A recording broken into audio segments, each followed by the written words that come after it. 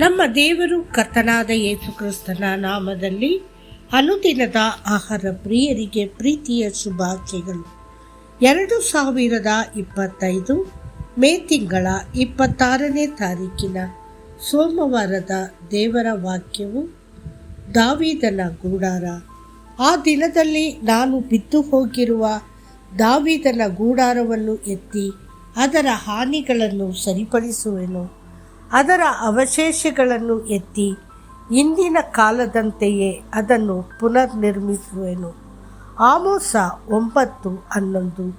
ಹಳೆಯ ಒಡಂಬಡಿಕೆಯಲ್ಲಿ ಉಲ್ಲೇಖಿಸಲಾದ ಮೊದಲ ಗೂಡಾರವು ನೋಹನದಾಗಿತ್ತು. ಸತ್ಯವೇದವು ಹೇಳುತ್ತದೆ, ನೋಹನು ವ್ಯವಸಾಯಗಾರನಾಗಿದ್ದನು. ಅವನೇ ದ್ರಾಕ್ಷೆ ತೋಟವನ್ನು ಪ್ರಾರಂಭಿಸಿದನು. ಅವನು ದ್ರಾಕ್ಷೆ ರಸವನ್ನು ಕುಡಿಯಲು ಅಮಲೇರಿದ್ದರಿಂದ ಗೂಡಾರದಲ್ಲಿ ಬೆತ್ತಲೆಯಾಗಿ ಬಿದ್ದಿದ್ದನು. ಆದಿಕಾಂಡ 9:20-21. ಲೋಟನ ಡೇರೆ ಸೋದೋಮನ ಕಡೆಗೆ ಮುಖ ಮಾಡಿತ್ತು. ಆದಿಕಾಂಡ 13:12. ಇದು ಅವನ ಲೌಕಿಕ ಆಸೆಗಳನ್ನು ಸಂಕೇತಿಸುತ್ತದೆ ಎಂದು ಸತ್ಯವೇದವು ಹೇಳುತ್ತದೆ. ಅಬ್ರಹಾಮನ ಗೂಡಾರವು ನಂಬಿಕೆಯ ಗೂಡಾರವಾಗಿತ್ತು.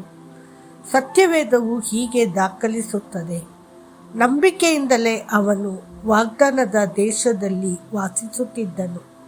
ಅದೇ ವಾಗ್ದಾನಕ್ಕೆ ಬಾಧ್ಯರಾದ ಈಸಾಕನು ಮತ್ತು ಯಾಕೋಬನೊಂದಿಗೆ ಡೇರೆಗಳಲ್ಲಿ ವಾಸಿಸುತ್ತಿದ್ದನು.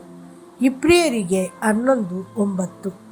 ಈಸಾಕನ ಗೂಡಾರವು ಧ್ಯಾನದ ಗೂಡಾರವಾಗಿತ್ತು, ಆದರೆ ಯಾಕೋಬನ ಗೂಡಾರವು ಪ್ರಾರ್ಥನೆ ಮತ್ತು ದೇವರೊಂದಿಗಿನ ಹೋರಾಟದ ಗೂಡಾರವಾಗಿತ್ತು.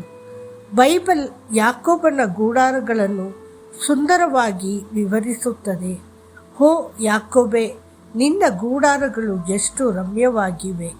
ಓ ಇಸ್ರೇಲೇ, ನಿನ್ನ ವಾಸಸ್ಥಾನಗಳು ಹರಡಿಕೊಂಡಿರುವ ಕಣಿವೆಗಳಂತೆಯೂ ನದಿಯ ದಡದಲ್ಲಿರುವ ತೋಟಗಳಂತೆಯೂ ಕರ್ತನು ನೆಟ್ಟ ಅಗರುಗಳಂತೆಯೂ ನೀರಿನ ಬಳಿಯಲ್ಲಿರುವ ದೇವದಾರುಗಳಂತೆಯೂ ಇವೆ.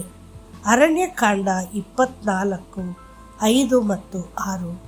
ಆದರೆ ಈ ಎಲ್ಲ ಡೇರೆಗಳಲ್ಲಿ ದೇವರು ದಾವೀದನ ಡೇರೆಯ ಬಗ್ಗೆ ವಿಶೇಷ ವಾಗ್ದಾನ ಮಾಡುತ್ತಾನೆ.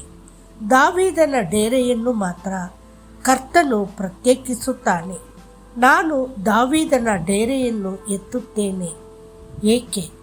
ಏಕೆಂದರೆ ದಾವೀದನ ಡೇರೆಯು ಸ್ತುತಿ, ಆರಾಧನೆ ಮತ್ತು ಸಂತೋಷದ ಡೇರೆಯಾಗಿತ್ತು. ಕೀರ್ತನೆಗಾರನು ಹೇಳುವಂತೆ, ನೀತಿವಂತರ ಡೇರೆಗಳಲ್ಲಿ ಸಂತೋಷ ಮತ್ತು ರಕ್ಷಣೆಯ ಧ್ವನಿ ಇದೆ. ಕೀರ್ತನೆಗಳು 118:15. ದಾವೀದನ ಕಾಲದ ನಂತರ ದಾವೀದನಂತೆಯೇ ಅದೇ ಉತ್ಸಾಹ ಮತ್ತು ಭಕ್ತಿಯಿಂದ ನೃತ್ಯ ಮಾಡುವ, ಹಾಡುವ ಮತ್ತು ವಾದ್ಯಗಳನ್ನು ನುಡಿಸುವ ಆರಾಧಕರು ನಮಗೆ ಅಪರೂಪ. ಮತ್ತು ಸಭೆಯ ಇತಿಹಾಸದಲ್ಲಿ ಅಪೊಸ್ತಲರ ಯುಗ ಮತ್ತು 16ನೇ ಶತಮಾನದ ನಡುವೆ ನಿಜವಾದ ಆರಾಧನೆಯ ಪುನರುಜ್ಜೀವನವು ಕಡಿಮೆಯಾಗಿತ್ತು. ಆದರೆ ಕರ್ತನ ಆಗಮನದ ಮೊದಲು ದಾವೀದನ ಬಿದ್ದ ಗೂಡಾರವನ್ನು ಪುನಃ ನಿರ್ಮಿಸುವುದಾಗಿ ದೇವರು ವಾಗ್ದಾನ ಮಾಡಿದ್ದಾನೆ. ಆತನು ತನ್ನ ಮಕ್ಕಳಲ್ಲಿ ಆರಾಧನೆಗಾಗಿ ಹೊಸ ಅಭಿಷೇಕವನ್ನು ಸುರಿಯುವನು. ಆತನು ದಾವೀದನ ಪೀಳಿಗೆಯನ್ನು ಎಬ್ಬಿಸುವನು. ಆತನನ್ನು ಸ್ತುತಿ ಮತ್ತು ಕೃತಜ್ಞತೆಯಿಂದ ಮಹಿಮೆಪಡಿಸುವ ಆರಾಧಕರು.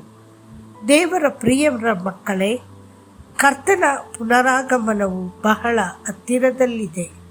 ಆತನ ವಧುವಾಗುವಾಗ ನಾವು ಆತನನ್ನು ಸಂತೋಷ, ಸ್ತುತಿ ಮತ್ತು ಆರಾಧನೆಯ ಹಾಡುಗಳೊಂದಿಗೆ ಭೇಟಿಯಾಗಬೇಕಲ್ಲವೇ? ಈಗಲೂ ಸಹ ಕರ್ತನು ನಮ್ಮಲ್ಲಿ ಪ್ರತಿಯೊಬ್ಬರನ್ನು ಆನಂದದ ಎಣ್ಣೆಯಿಂದ ಅಭಿಷೇಕಿಸಿ ಸ್ವರ್ಗೀಯ ಸಂತೋಷದಿಂದ ತುಂಬಲು ಬಯಸುತ್ತಾನೆ. ಖಂಡಿತವಾಗಿಯೂ ಆತನು ನಮ್ಮ ನಡುವೆ ದಾವೀದನ ಗೂಡಾರವನ್ನು ಪುನಃ ಸ್ಥಾಪಿಸುವನು. ಮತ್ತಷ್ಟು ಹೆಚ್ಚಿನ ಧ್ಯಾನಕ್ಕಾಗಿ ಬಹು ಜನರ ಶಬ್ದದಂತೆ ಬೆಟ್ಟಗಳಲ್ಲಿ ಜನಸಮೂಹದ ಶಬ್ದ, ಒಟ್ಟುಗೂಡಿದ ಜನಾಂಗಗಳ ರಾಜ್ಯಗಳ ಗದ್ದಲದ ಶಬ್ದ. ಯೆಶಾಯ 13:4.